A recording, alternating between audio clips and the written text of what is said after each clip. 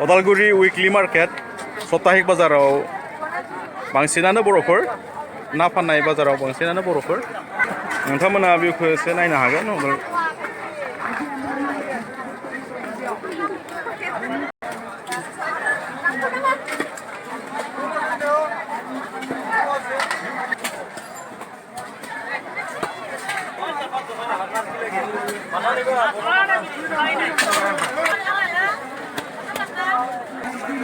mic गोदाबाय थादो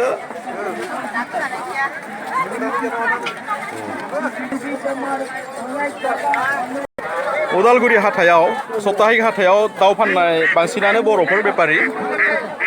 आरो खमासो गुबुन जाथिनि बेसेबां केजि सोलिदों नावा 300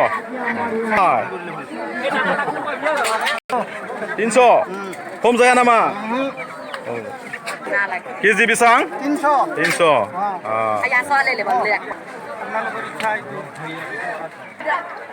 उदालगुरि उइकलि मार्केट बाजार सप्ताहिक बाजाराव बर'फोरनि गासै साहा गला आरो ओंखाम हटेलफोरा गासैजों 150निबो बांसिन दङ एसे नाहरदो मैगं थाइगं फानदों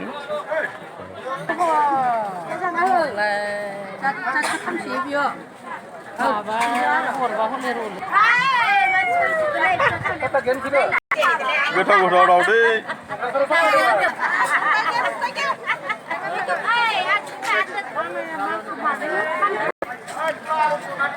मैगं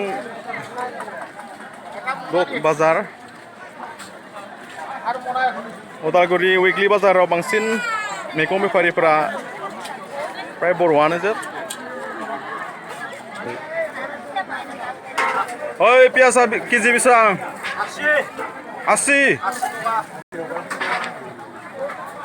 सामब्राम आलु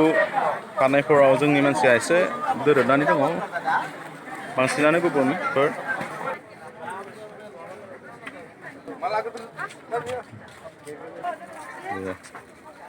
उदालगुरि उइकलि मार्केटाव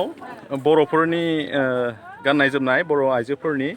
बांसिन दखाना बर'फोरनि दखानानो कब्जा खालामनानै दङ नि भिउखौ एसे नायनानै लादो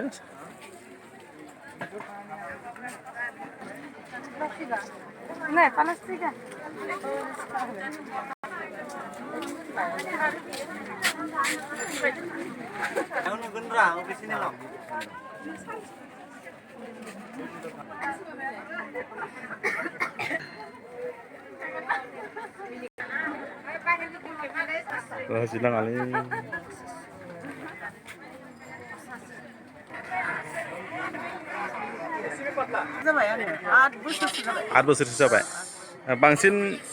गथ'फोरनि फानो गथ'फोरनि आरो सिख्लाफोरनि आरो गथ'फोरनि आच्छा हौवासा गथ'फोरनि थाखायबो हौवासा गथ'फोरनिबो दे हामबायसै माहानिफ्राय लायो डिमापुरनिफ्राय लायो डिमापुरनिफ्राय दे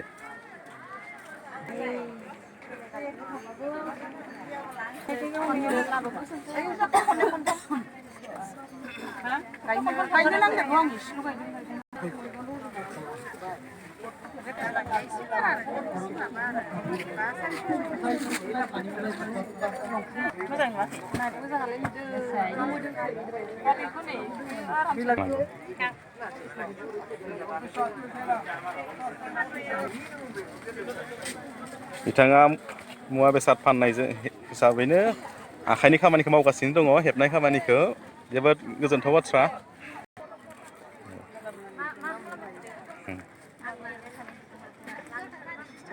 फालांगियाव बर'फोर नोंथांमोना नायनो हागोन जोंहा आइजोफोरजों लोगोसे जोंनि हौवाफोराबो उन जानानै थायाखै बिथाङा आंनि पार्टनार बिथाङा गोबाव जाबाय गोबां बोसोर जाबाय खै बोसोर जाखो गासै 8 बोसोरसो जाबाय आच्छा आच्छा मोजाङैनो सोलिदों ना सोलिदों आच्छा नायनानै लागोन बिथांनि दखानखौ एसे बांसिन माखौ फानो नोंथाङा लेडिस सिख्लाफोरनि आच्छा आच्छा दे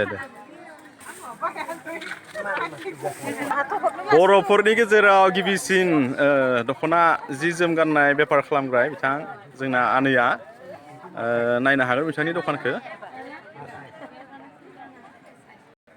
आनैया दखान होनायाबो खै बोसोर जाखो गासैदो 25 बोसोर मोजाङै सोलिदों ना आच्छा आच्छा सिजोन फैगासिनो दङ दायो औ आइन सिजोन उदालगुरि उइकलि मार्केटआव मनिहारि होनना बुंगोन ना बेखौ बर'फोरनि गेजेराव गिबिसिन मनिहारि दखान होनानै बिथाङा जिउ खांगासिनो दङ जोबोद गोग्गाथाव बाथ्रा जोंनि बर'फोरनि गेजेराव दासिमहालागै उदालगुरियाव बिदि मनिहारि गैया माबोरै सोलिदों एसे बुंगोन नामा मोजां सोलिदों ना आच्छा आच्छा दे गोजोननाय थाबाय उदालगुरि उइकलि मार्केटनि फरेन मार्केट होननानै बुङो जेराव इउज क्लथ सेकेन्ड हेन्ड जिफोर आरो लोगोसे सारप्लास उदालगुरि उइकलि मार्केटआव बयनिख्रुइबो गिबिसिन इउज क्लथ बेफार खालामग्रा बिथाङा फालांगि खालामगासिनो दङ खै बोसोर जाखो दिनैसिम 15 बोसोर बारबायानो मोजाङै सोलिदों ना सोलिबाय थादों आच्छा आच्छा बिथाङा मोजां जि लाबोदों गोबां कास्टमारफोरा होंगो दोंगो जागासिनो दङ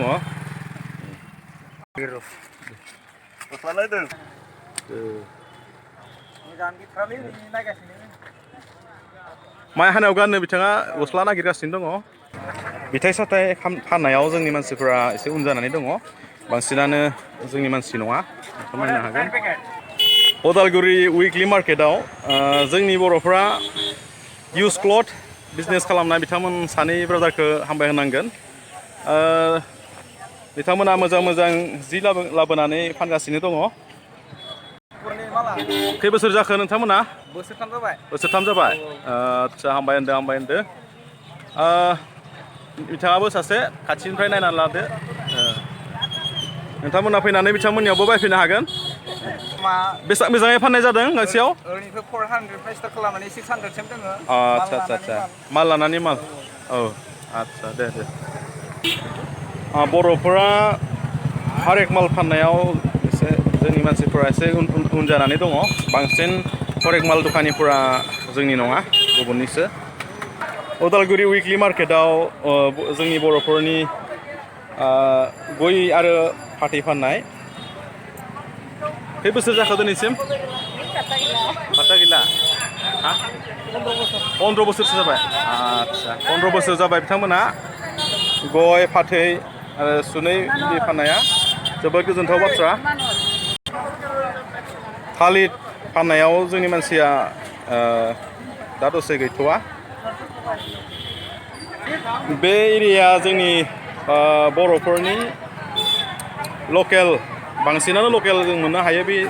एरियायावहाय न'फोरनिफ्राय लाबोनानै फानफैनाय अर्गेनिक होननानै बुंजायो गोबाङानो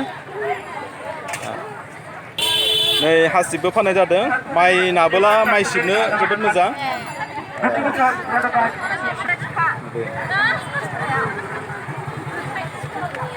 उदालगुरि उइकलि हाथायाव दाउ आरो हांसो बिदै फाननाय स्पेसियेलि बिथांनियाव नोंथांमोना एभेलेबल मोननो हागोन बिथाङाबो सासे दाउ आरो हांसो बिदै उदालगुरि सप्ताहिक बाजाराव फानग्राया नै दावदै गैया नामा हांसोसो दे जोंनि बर'फोरनि गेजेराव गिबिसिन उदालगुरि टाउनाव एबा बाजाराव बादाम मटर एवनानै फानग्रा बिथांमोनहा जोबोद मोजां खामानि मावगासिनो दङ आरो जों बिथांमोननिफ्राय थुलुंगा लानो हायो जोंनि गेजेराव दासिमहालागै बिदि गैया उदालगुरि सप्ताहिक बाजाराव बर'फोरनि गेजेराव गिबिसिन बादाम आरो मटर बुट एवनानै फानदों फानग्रा बिथांमोना जोंनि मानसिफोरा जि दानायाव जोबोद एक्सपार्ट आरो जि दायो नाथाय खुन्दुंखौ गुबुननिफ्राय जों बायनो गोनां जादों खुन्दुं फालांगि खालामनाय जोंनि मानसिनिफ्राय मोननो थाङाखै नायनो हागोन नोंथांमोनहा दखानाव बोरै जोंनि मानसिफोरा खुन्दुं बायगासिनो दङ दिरुं फाननाय प्लास्टिक फाननाय बेयावबो जोंनि मानसिफोरा उन जानानै दङ रेडिमेड जि जोम फाननायाव जोंनि मानसिया फ्राय गैयानो होनजागोन जिर' होननानै बुंजायो देलु देला सेखा रुवा माबा माबि बानायनायावबो जोंनि मानसिफोरा एसे गैया होननानै बुंजायो औवानिफ्राय हेबनाय औवाजों बानायनाय आइजें आइलाफोराव दाला संग्राय सान्द्रै बायदि बायदि बानायनायफोराव जोंनि मानसिफोरा एसे उन जानानै थालांदों उदालगुरिनि सप्ताहिक बाजाराव फार्निचार बानायनानै फाननाय नैबे फार्निचार मार्केट गोजोनथाव बाथ्राया बेनो उदालगुरि फार्निचार मार्केटआव जों गासै 10 जननिबो बारा दङ बेफारिफोरा बिनिनो साब्रैसोआ जोंनि बर'फोर दङ एसे गोजोनथाव बाथ्रा उदालगुरि उइकलि मार्केटआव बर'फोरनि गेजेराव गिबिसिन बादाम मटर एवनानै फानजेनग्रा बेक्तिया बिथाङानो बिथां जोहोलावनिसिम एसे फंनैसो सोंनो सानबाय माबोरै सोलिदों बे बिजनेसफोरा मोजाङै दङ आच्छा दे नोंथांमोना डिस्ट्रिक्ट आबसुनि अफिसनि सेरावनो नुनो मोनगोन बिथांनि दखानखौ नायनानै लादो बिथांनि दखानाव मा मा मोनो जोबोद गोग्गाथाव बाथ्रा जोंनि बर'फोरनि गेजेराव गिबिसिन बे खामानिखौ मावनाया हामबाय होनदों बिथांखौ खुसेर बिदै सेबनानै फाननायाव उदालगुरियाव गासै